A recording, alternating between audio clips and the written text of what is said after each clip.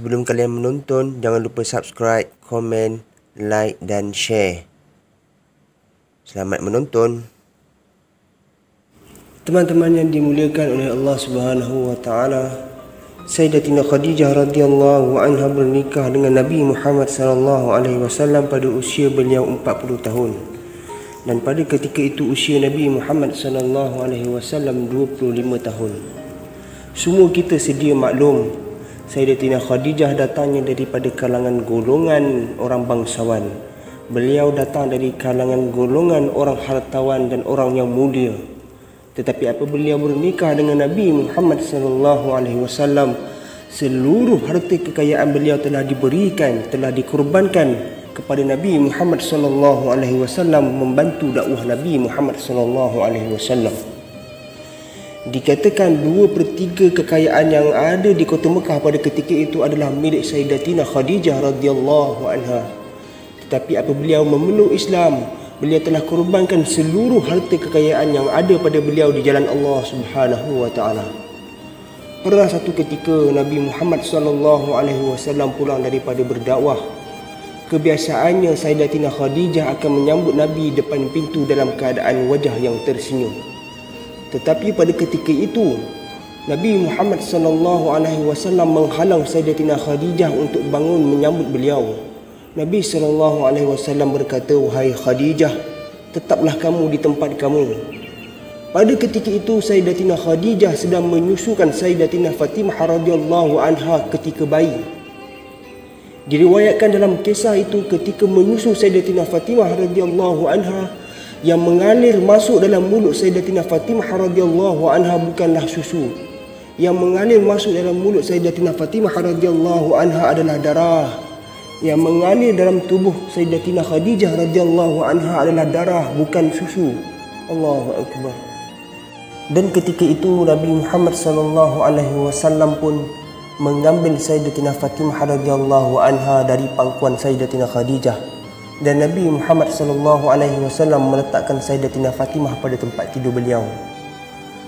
Ketika itu Nabi bergantian, Nabi pula meletakkan kepala Nabi Muhammad sallallahu alaihi wasallam di atas pangkuan Sayyidatina Khadijah radhiyallahu anha. Kerana ketika itu Nabi Muhammad sallallahu alaihi wasallam terlalu penat berdakwah berjumpa pada umat. Sedar tak sedar Nabi Muhammad sallallahu alaihi wasallam terlena atas pangkuan Sayyidatina Khadijah radhiyallahu anha. Sedang Sayyidatina Khadijah radhiyallahu anha mengusap kepala Nabi Muhammad sallallahu alaihi wasallam dengan penuh kasih sayang. Tanpa beliau sedari, air mata telah menetes jatuh ke atas pipi Nabi Muhammad sallallahu alaihi wasallam. Pada ketika itu juga Nabi Muhammad sallallahu alaihi wasallam sedar. Nabi Muhammad sallallahu alaihi wasallam tersedar daripada lena beliau. Beliau berkata, "Wahai Khadijah isteriku, mengapakah engkau menangis? Adakah engkau menangis kerana menyesal berkahwin dengan aku? Dahulunya engkau adalah wanita bangsawan. Engkau adalah wanita yang mulia. Engkau adalah wanita yang hartawan. Tetapi apabila engkau berkahwin dengan aku, engkau dijauhi, engkau diejek, engkau dimaki. Semua kemuliaan yang engkau ada telah hilang." Apa jawab Sayyidatina Khadijah? "Wahai Rasulullah, wahai suamiku, aku menangis bukan sebabkan kekayaan aku hilang. Sesungguhnya dulu aku adalah wanita bangsawan. Kebangsawanan itu telah aku berikan untuk Allah dan Rasulnya. Dulu aku adalah wanita hartawan. Seluruh harta kekayaan aku telah aku berikan untuk Allah dan Rasulnya. Dahulu aku wanita yang mulia. Seluruh kemuliaan itu telah aku berikan untuk Allah dan Rasulnya. Sesungguhnya aku menangis mengenangkan engkau, wahai Rasulullah. Wahai Rasulullah, engkau masih lagi meneruskan perjuangan dakwah ini. Perjuangan engkau belum lagi selesai. Tetapi aku tiada harta lagi untuk diberikan kepadamu, wahai Rasulullah. Aku tiada apa-apa lagi untuk membantu engkau menjalankan dakwah ini, wahai Rasulullah. Ya Rasulullah, seandainya aku mati nanti ketika engkau mahu menyeberangi sungai, engkau mahu menjalankan dakwah, mahu menyampaikan dakwah, engkau mahu menyeberangi sungai, ketika itu engkau tiada rakit, engkau tiada jambatan, maka engkau galilah kubur aku.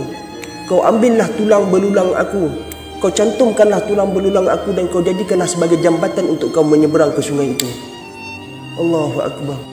Diriwayatkan dalam satu kisah, di saat Sayyidatina Khadijah radhiyallahu anha hendak wafat, ketika itu pakaian yang beliau pakai adalah pakaian yang sangat lusuh, pakaian yang sangat lama, dan di pakaian itu ada 83 tampalan. Di antara salah satu tampalan itu ditampal menggunakan kulit kayu.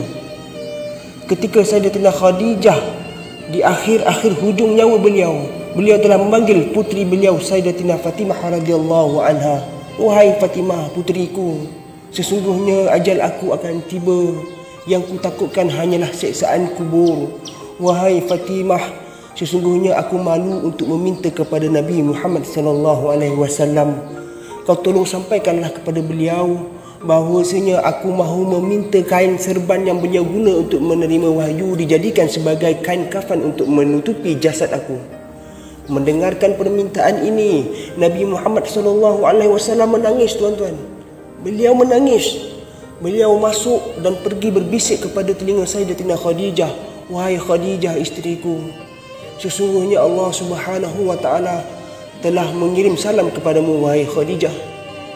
Sesungguhnya Allah Subhanahu wa ta'ala telah menyediakan syurga buatmu, wahai Khadijah.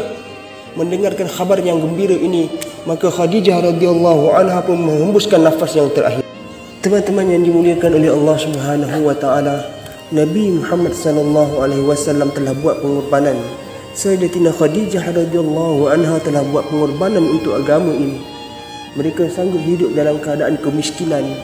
Mereka sanggup hidup dalam keadaan kesusahan, dalam keadaan kelaparan. Mereka sanggup hidup dalam keadaan kemiskinan demi melihat umat ini, demi menyampaikan syiar Islam. Mereka sanggup melihat anak mereka dalam keadaan kebuluran, dalam keadaan kelaparan demi agama ini, tuan-tuan.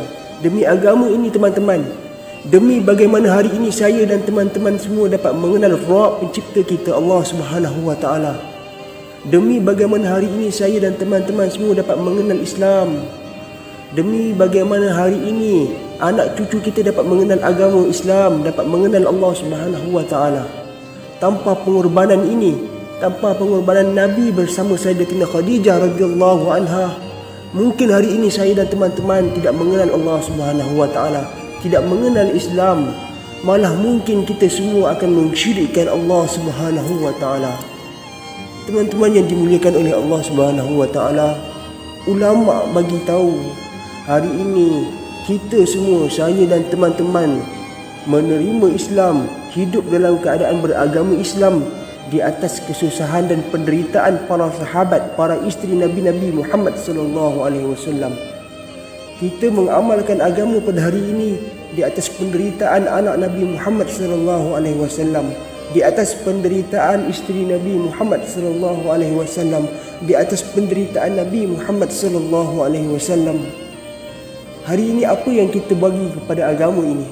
Apa yang kita telah korbankan untuk agama ini, teman-teman? Apa yang kita akan jawab di depan Allah Subhanahu wa ta'ala? Apabila Allah soalkan tentang agama ini, apa yang kita akan jawab, tuan-tuan? Apa yang kita akan jawab, teman-teman? Mulakanlah pengorbanan walaupun sedikit demi agama ini.